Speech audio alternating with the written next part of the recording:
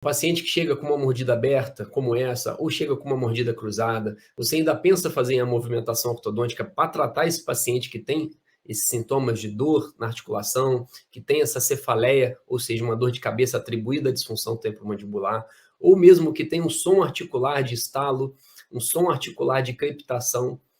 Você ainda acha que a ortodontia por si só, somente essa especialidade, ou até mesmo uma reabilitação oral, como a reabilitação por prótese, por meio de implante, vai conseguir resolver o problema desse paciente, que se você mudar a dimensão vertical desse paciente, vai conseguir alterar, se você conseguir descruzar uma mordida, você vai conseguir resolver o problema desse paciente. A gente sabe que na maioria das vezes não. A maloclusão, ela pode ser um fator que até contribui com a disfunção temporomandibular, mas a relação causa e efeito, ela não tem um fator tão essencial como se pensava no passado. Então, a disfunção temporomandibular, ela é muito mais complexa do que a gente imagina.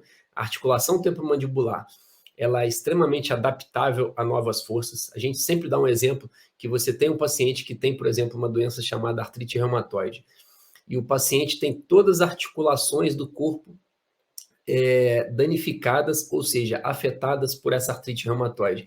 E ele ainda está numa cadeira de roda, mas se alimentando, mastigando, ou seja, a articulação temporomandibular é a última articulação a ser acometida num problema como esse. Então, isso mostra a adaptabilidade da articulação temporomandibular.